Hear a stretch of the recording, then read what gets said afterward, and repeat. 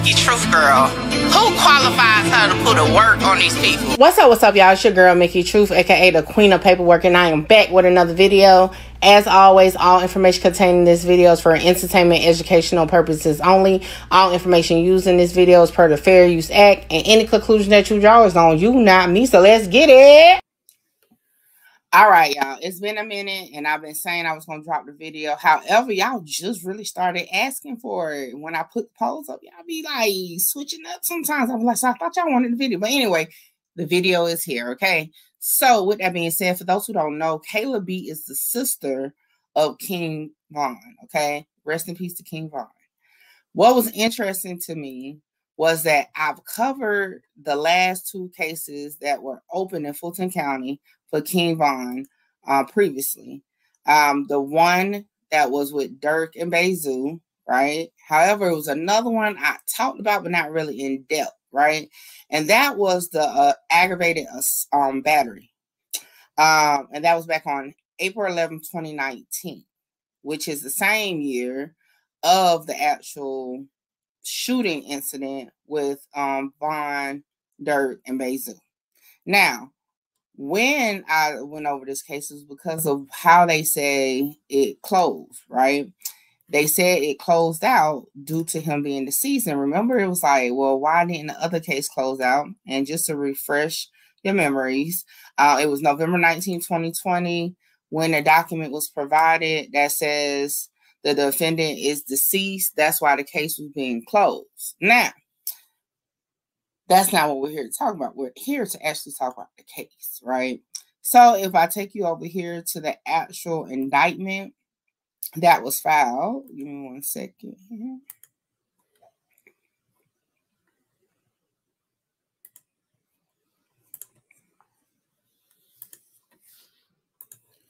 All right, so the indictment was filed. The true bill was filed on August 27, 2019, which means the grand jury decided it was enough evidence to move forward. And it was for aggravated battery. And this is what it says. So according to the indictment, it says that King Von is accused of, on the 11th day of April 2019, did maliciously cause bodily harm to Paul Salem for rendering his facial bone useless, accused having accomplished this act by striking him with a closed fist. Now, if you recall, I talked about this, right? You know, how did you dislocate somebody's jaw, right? Like, sheesh. Now, with that being said, I have now taken a look at the actual investigation into this case, right? Which gives a little bit more detail. And when I went over, I'm like, oh, really? You know what I'm saying? Because now it is giving us, so now it's giving us a co-defendant. Yes, a co-defendant. Never knew it was a co-defendant, but it was, okay? So with that being said, let's take a look at it. All right, so before we get into the actual paperwork, let's take a look at the body cam footage of the arrest. So shout out to Rat Rurs for posting this, okay? And let's take a look.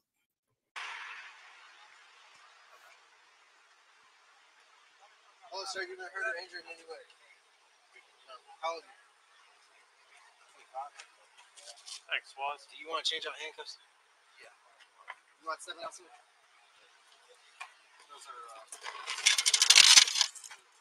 you would put your belly here for me? Or actually, don't do that. Yeah. Put your back right here, butt right here. That should burn you. Put your hands away from your crotch, I guess. Pull them out like here. There you go.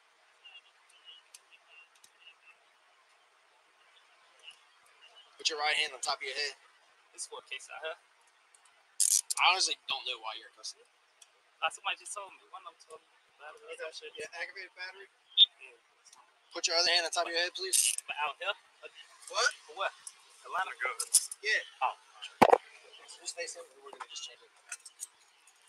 Really hit somebody in the face pretty hard.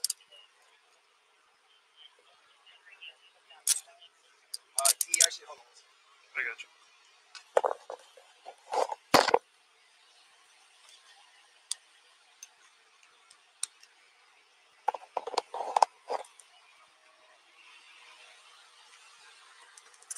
Give me a kick.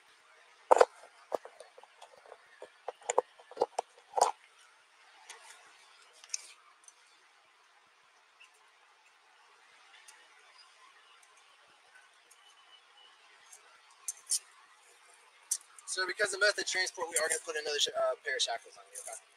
It's not personal. It's not designed to be demeaning in any fashion.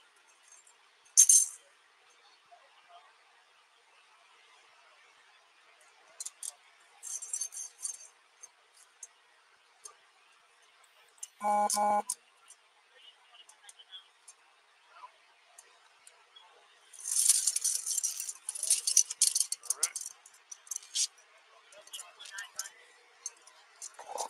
well, I won't tell you to put your chest on because it's going to be hot, but just face the truck real quick for me. You have anything hidden in your shoes in any fashion? Sweet, you already got the warrants. You still got to get the kid. We haven't cleared it yet. Did you already $10? We didn't do call it anything. in? Okay. We're right back in front of what's that? Left pocket.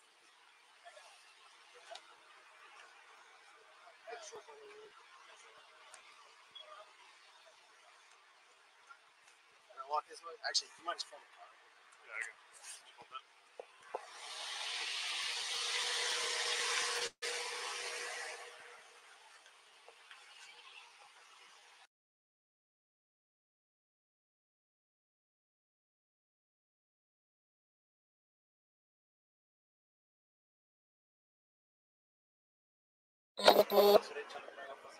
No, just wait for that.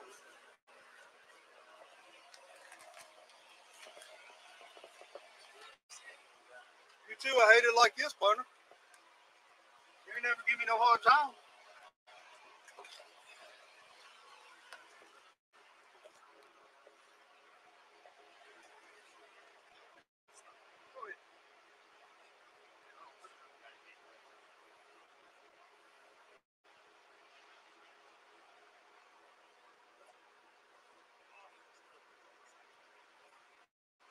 Man, when you can't explain to your aunt, man, like it's not, we don't know what the case is. We just people that come pick you up. Right. It's hard to explain to her. She's different. She wanted crazy. Is that the uncle you told me you live with? No, they just came to visit me. They come visit like, yeah.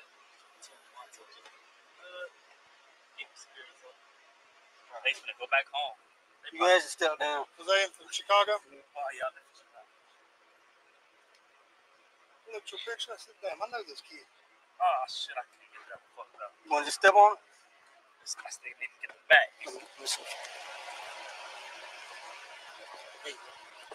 you go. Over here. Come over here. We're just going to wait for the transport car. Yeah. I guess, yeah.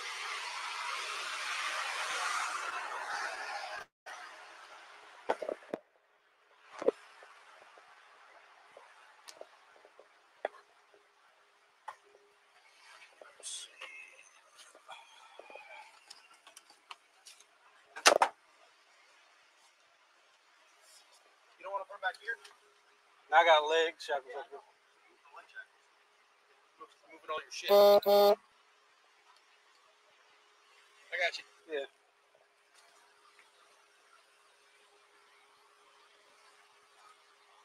You can see right back there, bud.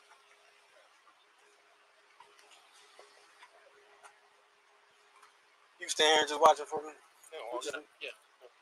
I don't move it. Because Hanson could be quick, right? He's up, coming up Marietta. Yeah. All right, so let's get into the paperwork. I'm not going to show it all in full because some of the information is sensitive as far as like personal information. However, we're going to get into it. And basically, what I have here, 1 second, is the certificate of discovery, okay? Meaning the evidence that they had to present to the grand jury or, to get the actual charge. And this is for Davon Bennett. And it says the indictment, the witness information, defendant's GCIC, history, arrest warrant, and offense report. All right. Now, another thing I want you to keep in mind is that, well, you know what? I'll wait till we get there. All right. If we move on down, we already went over the direct indictment. Okay. So once we got past that, here's the statement of witness. Okay. And I'm going to just go ahead and show this. And it says here that it's aggravated battery. It happened around 3:19 p.m. on April 11th, 2019.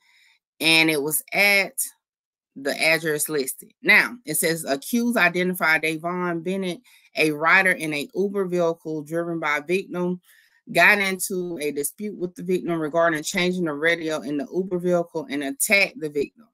Accused struck the victim in the head and face multiple times with a closed fist.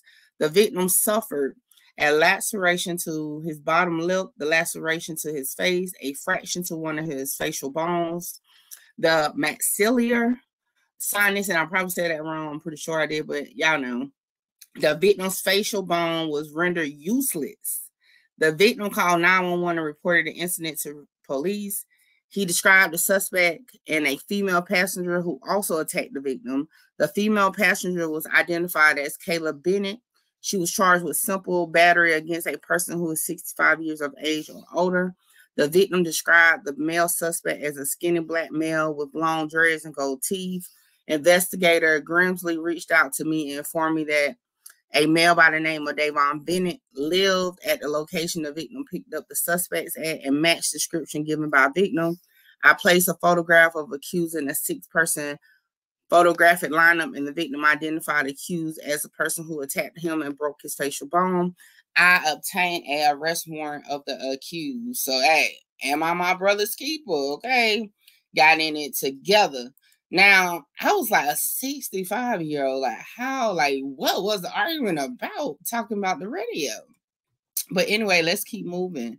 Now, the incident report that's provided is that, let me see, it's a lot of personal information, so I got to scroll through it. Don't want to put too much out. They got the information about the car that the Uber was in. Now, here are the details, okay? And I'm trying to skim through it to see what's in it. I believe we're good. So, on April 12, 2019, it says Officer Novis responded to Grady Hospital in regards to information on a fight. Upon my arrival, I met with victim near Grady Trauma Room 7. The victim, Paul Salem, advised that he had been cleared from the hospital and he was just waiting on police to meet with him. Mr. Salem stated that he is an Uber driver and arrived at 1917 Bradley Walk Lane Northwest at 3:19 to pick up a male and a female wanting to go to Chase Bank located at 2002 Howell Mill Road Northwest. Mr. Salem stated that both people got into his vehicle and the ride began. Mr. Salem stated that he only made it one road over before the male reached over the back seat to try to turn the radio knob. Mr. Salem stated that he did not like that very much and told the male passenger to stop. Mr. Salem advised that both passengers became aggressive towards him and started yelling expletives at him. Mr. Salem stated that after a verbal altercation, he finally had enough of the two passengers yelling at him and stopped the car to cancel the trip. Mr. Salem stated that once the passengers were aware that the trip was canceled, the two passengers got out of the vehicle and started punching him repeatedly in the face through his open driver's side window. After the two passengers stopped hitting him, Mr. Salem stated that they walked away on foot. After the incident, Mr. Salem stated that he drove back to his house in Smyrna, where he met his family members. Mr. Salem stated that he tried to file a police report with Smyrna, I'm not sure how you pronounce it, police, but they advised to seek medical attention and then called the Atlanta Police Department. Mr. Salem advised that is when his family members took him down to Grady Hospital and he called the police. Mr. Salem can only give the possible first name of female passenger Kayla and a description of both passengers. Mr. Salem stated that the male passenger was a short, skinny black male with long dreads and gold teeth. The female passenger was also black with long nails and long eyelashes. Mr. Salem's injuries consisted of defensive lacerations on his right forearm, lacerations and abrasions on his bottom lip and face, and finally a closed fracture of maxillary sinus per the medical discharge papers given at Grady, okay? Now, it also says here, during my investigation, I looked at Mr. Salem's Uber app, and the trip started at 3:19 p.m. and lasted 15 minutes and 30 seconds before it was canceled. Unit 1195 was notified of the incident, and G.I. Burgess was also made aware of the incident and injuries. More information on the exact ride details can be obtained through the Uber law enforcement. So y'all play with Uber if y'all want to, okay? Then it says, I checked the address of 1917 Brentley Walk Lane and did not locate anyone by the name of Kayla. Today, I will check the area for possible cameras in the area. Then it says on 4/17/2019, I obtained a court order for Mr. Salem's passenger information. I emailed the court order to Uber. On April 21st, 2019, I called Uber with the only contact number listed, and I am not able to get a live person at this time.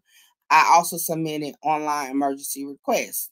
On April 29, 2019, I received a call from Shannon of Uber, and she provided me with the steps to access the law enforcement website. It continues on to say they logged into the law enforcement website for Uber and a possible female passenger of Kayla Wilson, California, with the DOB of 112694. The officer stated, I called a number, okay? They list the number, I'm not going to say the number. And the female who answered the phone identified herself as Kayla. I advised her that her information had been involved in a crime, and she stated that she has always lived in California. I asked Kayla if she wanted to come in and give a statement, and she stated that she is in California. Kayla advised that her information was stolen a while ago. Kayla also advised that she did request a Uber ride for someone, but Uber closed her account immediately after the ride. Kayla refused to give any more information. I explained to Kayla that the accusations were, and she still refused to cooperate. And I just want to show that real quick. I don't know about the phone number part, but let's see, just so y'all can see it. It does say exactly that right there. Okay.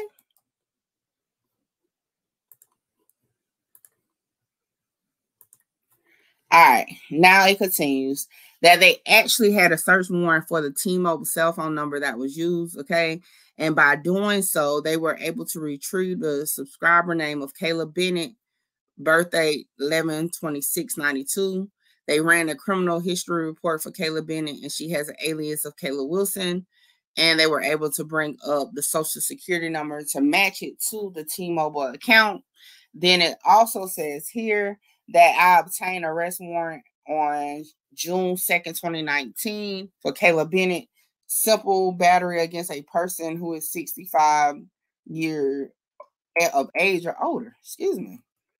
And then it says here, on July 3rd, 2019, spoke with Investigator Grimsley. He provided 2 possible suspects that may be involved in this case per Mr. Salem's description of suspect Davon Bennett, who resides at the location, okay? And stated that the original name that came up in processing the information of the address does eventually lead back to a cousin of Bennett who actually leased the place. Now, it then goes on to say here that on July 31st, 2019, Mr. Paul Salem came into the Zone 1 CID precinct to do a photo lineup. Investigator Lindsay conducted the lineup. Mr. Salem chose Mr. Davon Bennett. Out of the 6-person lineup, Mr. Salem provides documents from Grady Hospital as well as his medical bill following the incident that totals over $19,000. According to Mr. Salem, discharge papers, he suffered a closed fracture to the maxillary sinus. It goes more into the situation again. I can show this part because it's not a lot that's there. It goes back into the details again there. All right, y'all know I'll be trying to get these videos done before work. Let's see what's next. So they do have the affidavit for arrest. And it basically just says the same thing that we just went over.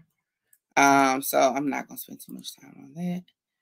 All right, then what's next? They do have a picture of the victim. I am not gonna show it. However, he's severely bloody and swollen from the picture. But with that being said, hey, at the end of it, Kayla B said, that's my brother. I am my brother's keeper. I don't know nothing about nothing. Now, what ultimately happened as far as Kayla B case is that she did plead out. With that being said, that is the story of King Von and Kayla B with their Fulton County case. Make sure you like, comment, share, subscribe, tell a friend to pull up on your girl, Mickey Truth. And as always, go over to MickeyTruth.com and get you that merch because you know your girl stay with that work. So until next time, holla! You rappers ain't safe.